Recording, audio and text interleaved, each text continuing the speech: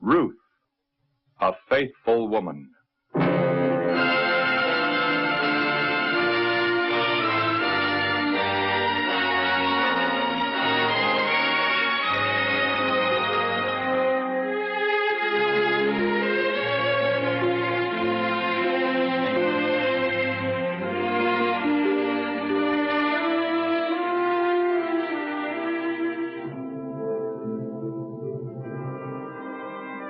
For 10 years, Naomi, an Israelite from Judea, had lived in the land of Moab. She had come to this land with her husband Elimelech and their 2 sons because of a famine in Judea. Not long after their arrival, Elimelech had died. Then her sons had married 2 young women of Moab, Orpah and Ruth. Not long after their marriage, Naomi's 2 sons also had died. And now she was preparing to return to Judea because she had heard that the Lord was again giving her people plenty of food, and she wanted to be back in her homeland. Ruth and Orpah planned to go along with Naomi, for both girls loved their mother-in-law.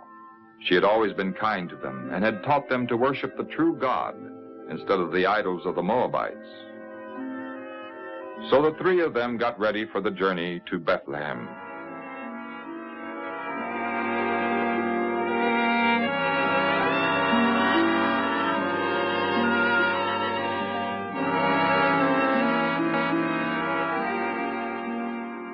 But before they had gone very far, Naomi came to a decision. Why should her daughters-in-law leave their own country? Perhaps the people in Bethlehem would not welcome them, being widows and foreigners. And so Naomi spoke to them. Please go back, both of you, to your own homes.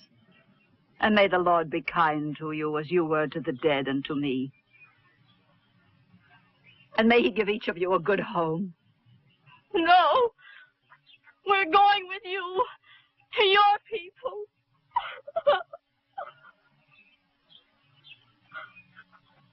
Go back, my daughters.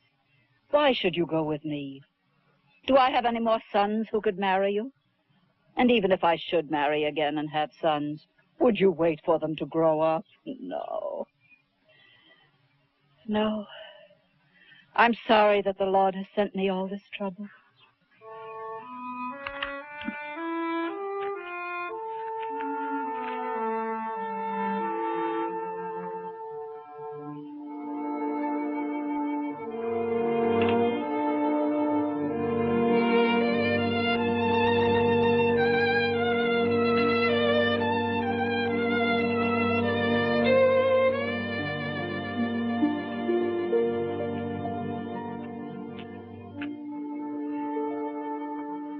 Your sister-in-law is going back to her people. Go with her. Don't ask me to leave you. Wherever you go, I want to go. And where you stay, I want to stay. Your people shall be my people. And your God, my God. I want to die where you die. And there I'll be buried. May the Lord punish me if I let anything but death come between us.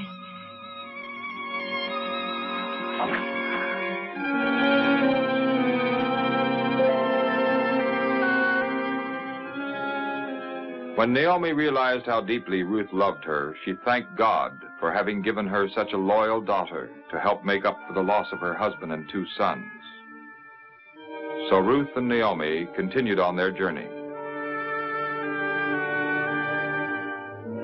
When the women came to the land of Canaan, Naomi was glad to be back in her homeland again.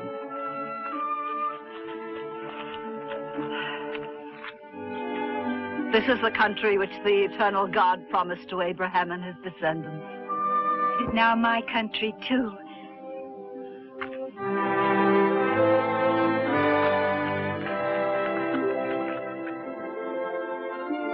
Naomi had changed in the 10 years she had been away from Bethlehem, but when she came to the well outside the village, some of her old friends recognized her and greeted her warmly. Is this really Naomi, the pleasant one? Do not call me the pleasant one. Call me Mara, the bitter one, for I have a bitter sorrow. My husband and my sons are dead. But Ruth, my son's wife, has chosen to come here with me, for she worships the God of Israel. Naomi's friends welcomed Ruth, somewhat coldly at first, but soon she would receive a special blessing from the Lord in this country of Judea.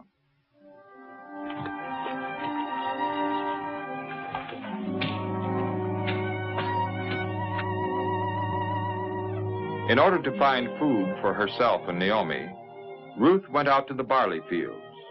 For in those days, it was the custom of Hebrew landowners to leave some stalks of grain for the poor people to gather.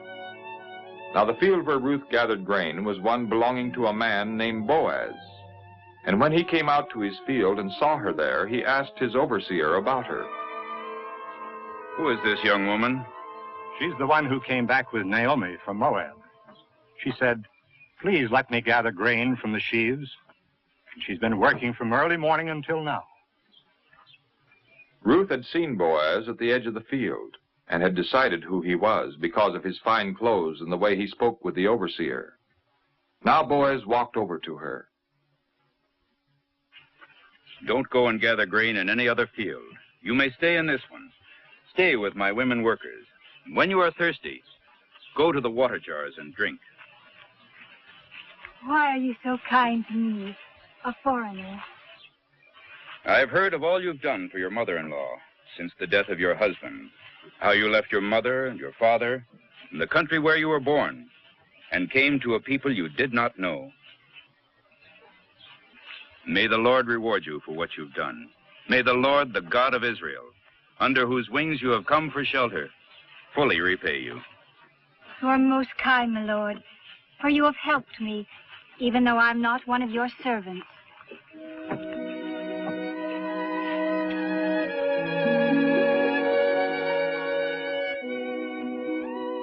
From the moment of her meeting with Boaz, Ruth was treated with great kindness.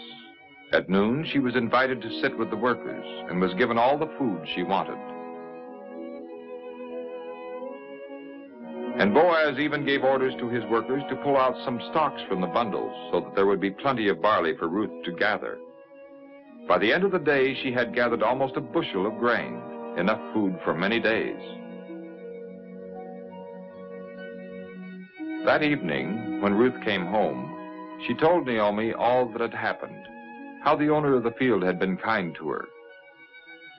And when Naomi heard that it was Boaz, she was very pleased. Oh, may the Lord bless Boaz for his kindness. The man is a close relative who may help us. Oh, then he also said to me, "You may stay near my servants until they have harvested all my grain." It is well, my daughter. So Naomi encouraged Ruth to go to the fields belonging to Boaz. Ruth faithfully worked in the fields every day, and every evening she brought home a good supply of grain to her mother-in-law. At the end of the harvest season, Naomi's thoughts turned to the future of her loyal, unselfish daughter-in-law. My daughter, should I not try to find a good home for you? Is not Boaz, with whose servants you have been working, a relative? Tonight he threshes barley on the threshing floor. Wash and anoint yourself and put on your best clothes and go down to the threshing floor and see Boaz. From the kindness that Boaz had shown to Ruth, Naomi knew that he respected and admired her. Now Naomi felt that the time had come for Ruth to tell him that he was a close relative. For according to the Hebrew law, the closest male relative was to take care of the widows.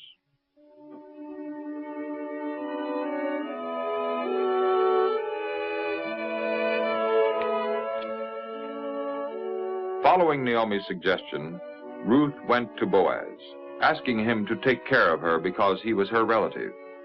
And Boaz was quick to answer her. Have no fear. I'll do all that you ask, for everyone knows you're a good woman. It's true, I am a close relative. But there's a relative who's closer than I. If he will help you, well, Let him do it. But if he isn't willing, then as the Lord lives, I will gladly do it with my whole heart. In this way, Boaz promised Ruth that if the man who was her closest relative would not marry her, he wanted her to be his wife.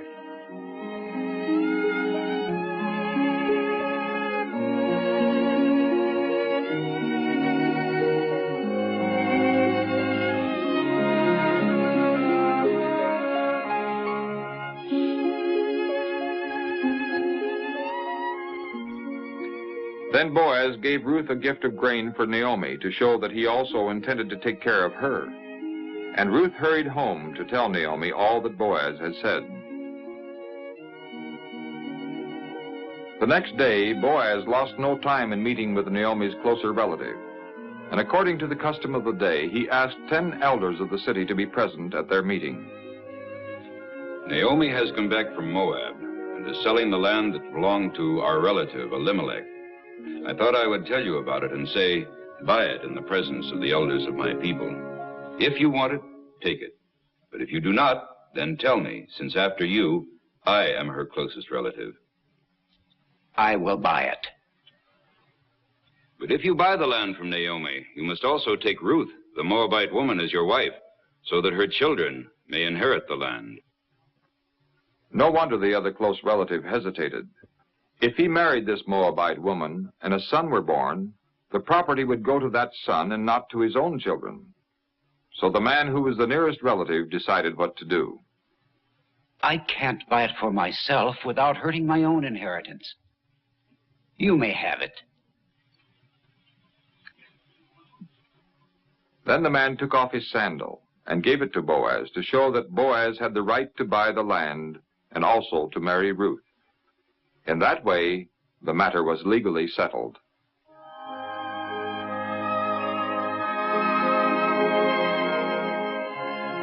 So Boaz married Ruth and also took Naomi into his home.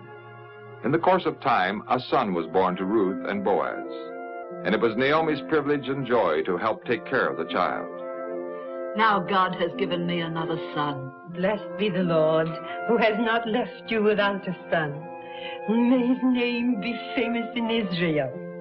He will renew your life and bring you happiness in your old age. For he is the child of your daughter-in-law who loves you, who is better to you than 7 sons. Ruth had indeed been as much of a help and comfort to Naomi as many sons would have been. And Ruth was richly rewarded, also in a spiritual way that only the future would reveal. For the child in her arms, named Obed, would one day have a son of his own, named Jesse, who would be the father of the great King David, the ancestor of the Messiah.